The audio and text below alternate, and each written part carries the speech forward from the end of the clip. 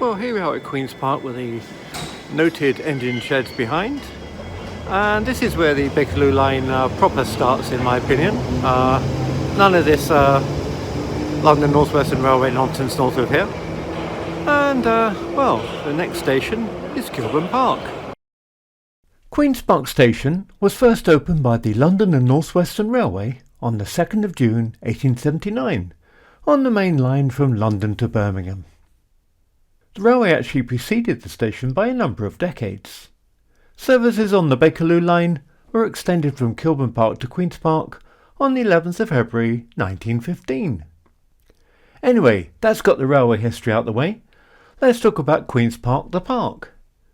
Well, this was originally the location of the 1879 Royal Agricultural Show. The show was an annual affair held every year from 1839 to 2009. It encompassed all aspects of farming, food and rural life, from the best of British livestock to the latest business and technological innovations in the farming industry. And the 1879 show came to this area, and once it had finished, a park called Queen's Park was created on the site. London history is ever fluid. Once the annual show moved to Park Royal, that particular suburb also got its name from the same event. The Royal Agricultural Society of England had planned to make the Park Royal site a permanent home for the show. But it wasn't a success, and the Society sold the land off in 1907. But back to our area. Queen's Park, the suburb named after our park, was developed by Solomon Barnett. The streets that surround the park in particular are now a conservation area. To the north of the station, the two-storey terraced houses east of the park were built between 1895 and 1900, and these typically have clean classical lines.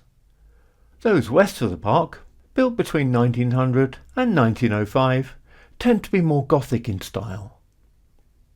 Solomon Barnett's wife was from the West Country, and many of the roads developed are named either for places she knew, Torbay, Tiverton, Honiton, or for poets that she liked, such as Tennyson. On the quite separate Queen's Park estate to the southwest of the station, on a street called Ilbert Street, lies the St Jude's Institute. It's still there. They had a football team which merged in 1886 with Christchurch Rangers. The resulting team was called Queen's Park Rangers, and most of the original players came from the Queen's Park area. Well, the team went a-wandering, and QPR played their home games in just about 20 different locations, before permanently settling at Loftus Road in Shepherd's Bush in 1917. I'm going to set off from the station in a southeasterly direction, and we're neither going to visit the area developed by Solomon Barnett or the Queen's Park estate. The whole of the area either side of Carlton Vale was the Kilburn Park estate. So here's a modern Google map of the area, and Queen's Park, the park, is top left, and the main feature of my walk is going to be exploring this road, Canterbury Road. It was only one of two existing roads of the area on this 1865 Stanford map. There's Kilburn High Road in the far top right of the map, and there's Kilburn Lane coming in from the west. The developers of the Kilburn Park estate renamed Kilburn Lane in this area Canterbury Road, and the road continues from Kilburn Lane up to Kilburn High Road. On this 1870s Ordnance Survey map, Canterbury Road is a lot clearer, and the estate is developing. I won't dwell on the 1890s Ordnance Survey, but it shows Queen's Park Station in place for the first time, and again I've marked the line of Canterbury Road. And in the 1950s it's still here. But further into the post-war period, the local council decided that a huge estate should go here, and as this estate was built, Canterbury Road was downgraded to a simple pathway. Even the Google map, though, is frozen in time. It shows the state of play in 2024, and I'm walking the road in 2025, and everything has changed as I found out.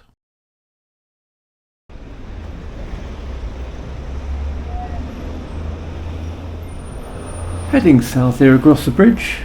The station here is on the main London to Birmingham line, and it opened a couple of weeks before the start of the 1879 show. and it allowed the movement of heavy machinery and stock into the showground.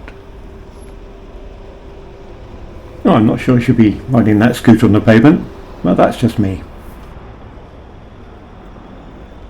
But the Queen's Park name was inherited from the Artisans, Labourers and General Dwellings Company who built the Queen's Park estate, naming it for Queen Victoria.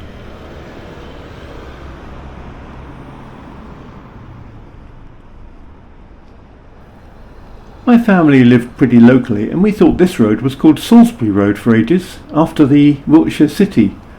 But Salisbury was a Welsh family and I think everybody else pronounced it Salisbury, unlike us.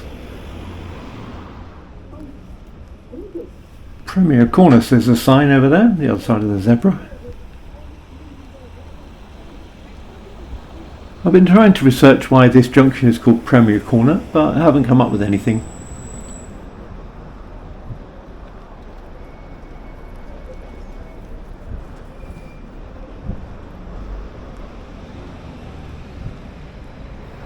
Yeah, shame to see those boarded up shops over there. I assume they're going to be demolished soon. I really hope the replacement is not too bland. At time of recording, and this is the first time this year I've seen blossom. It always brings a joy to the heart. Cameron Stiffen Company, that's a grand name.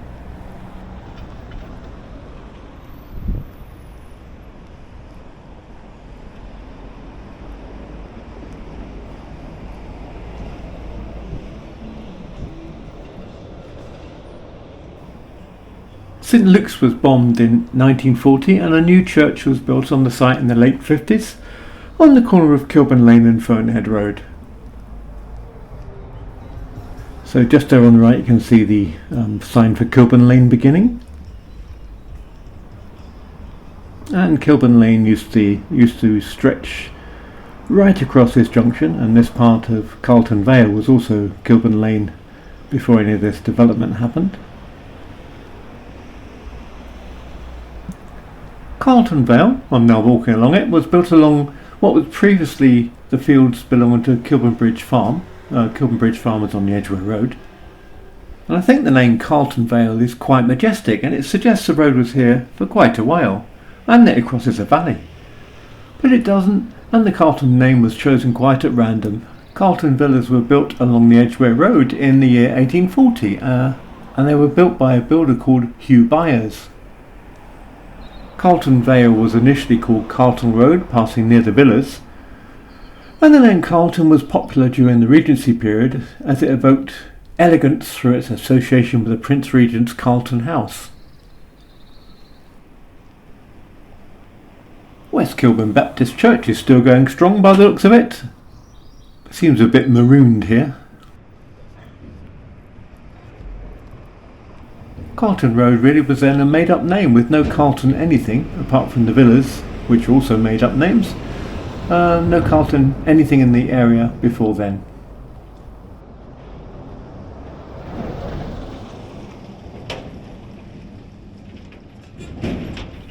When this is all field around these parts, Kilburn Lane would now take a bit of a left and stretch into the road where the South Kilburn Estate building is. And the Kilburn Lane name was taken over by the name Canterbury Road. So just across this junction, the original road took a left, and Carlton Vale, as we see it on the right, well, it just wasn't there.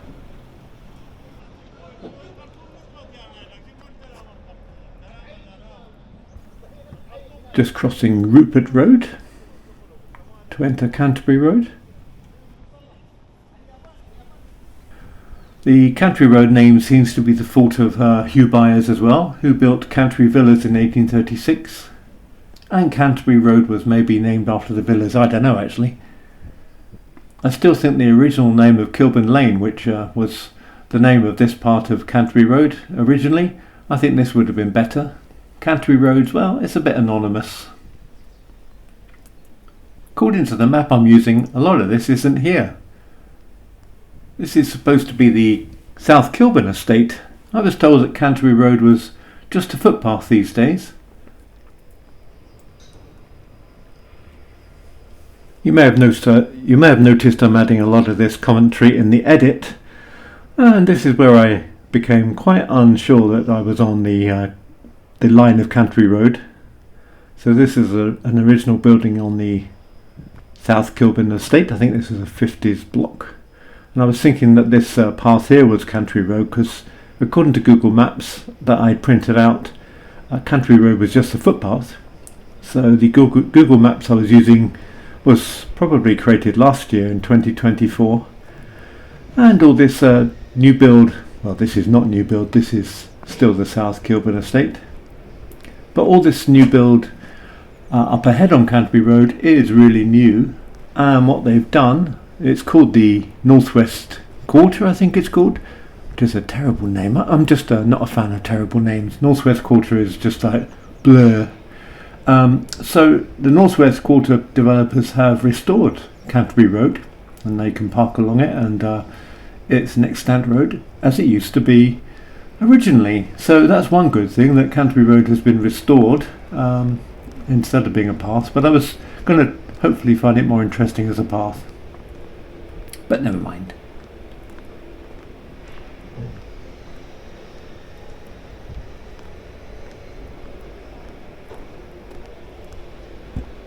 I hope somebody in the comments can tell me who Dylan Kirby was, because much as I've researched it using the internet, I can't find any reference to who the original Dylan Kirby was. I found a lot of other people called Dylan Kirby, but I do know from the websites I saw that the locals insisted that the mural was kept and the name was kept, despite all the new developments here.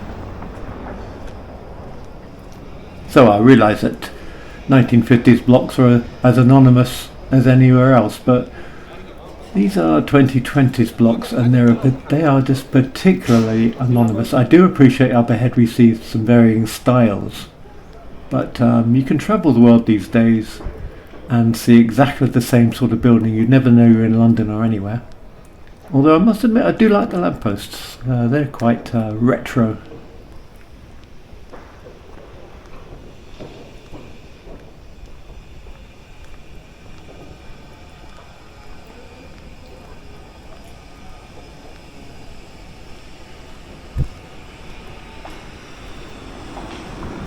Yeah, this building style was invented in the USA,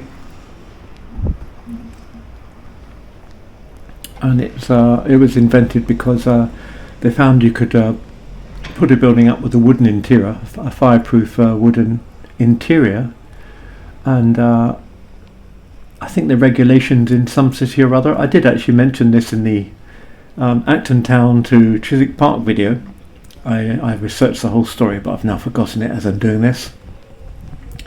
On the left here is still the old original estate buildings. When I say original, 1950s obviously. Originally this was something else entirely.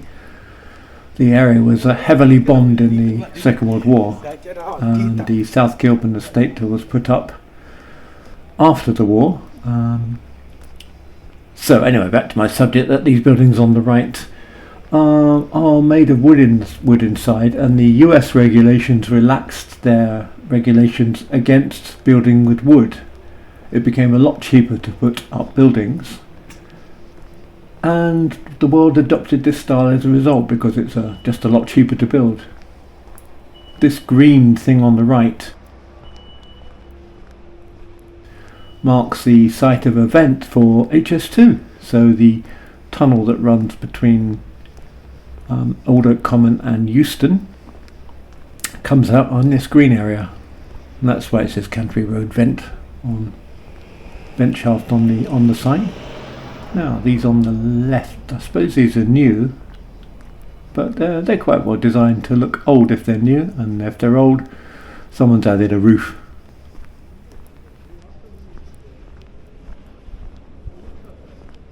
Canterbury House, or I don't know. And this is a former pub on the right.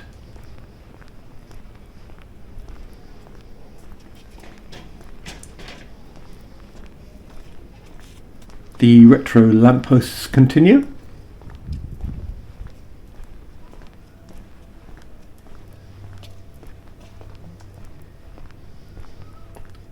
And preceding St Mary's Primary School is some sort of yard. And now is this yeah, I assume this is a refurbished building from the original, from the South Kilburn estate. Yes, okay. Yeah, that's definitely the South Kilburn estate. But we're now in the what I was expecting this area to be, which is footpaths and not roads. This is Cathedral Walk. And we are heading through the area which I was expecting. All 1950s and 1960s buildings. I'll keep the camera rolling even though there's not so much of interest really here. Well, unless you're local, in which case there's loads. But I just want to capture an area in transition. And this certainly is one.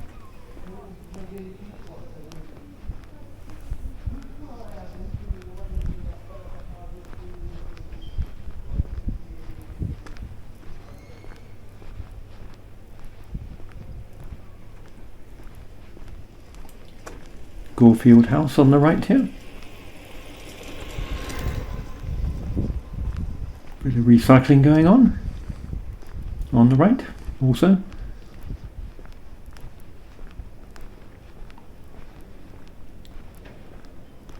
Hard to believe that this was originally the only main road through the area. Although I suppose when it was rural this would have been about this wide as Kilburn Lane before it got renamed Canterbury Road.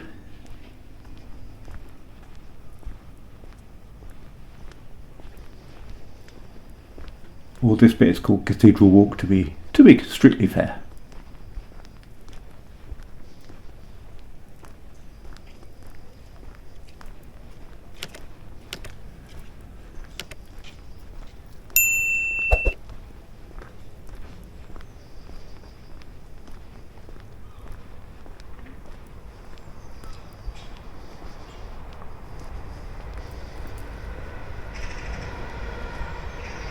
I need to cut across to Kilburn Park station, and if I'm reading the map I know that this is a right turn I need to take, and then another right turn, and then a left turn, which will bring us on to Cambridge Gardens. No idling.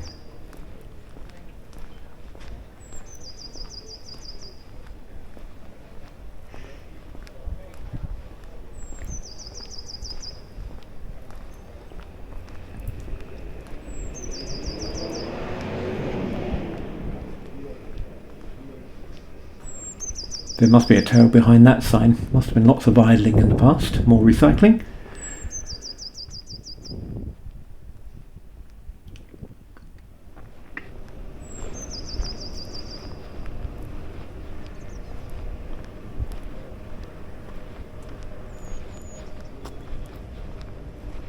This being called Alpha Place was a very Victorian thing. I don't know if it applies to this particular stretch of road, but anything called Alpha in the Victorian era generally referred to the it was the first road in the area to be built, and so they needed a name and they were called Alpha Road. There's one in St John's Wood called Alpha Road, and there are others, just can't bring them to mind.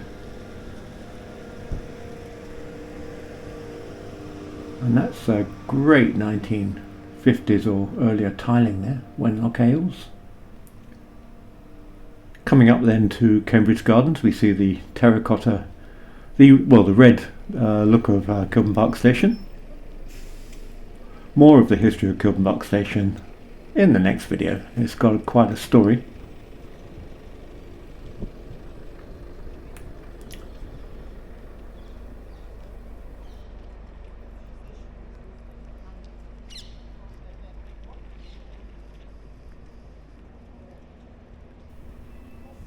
But as far as this walk goes, that's really the end. I hope to see you on the Kilburn Park to Maida Vale walk.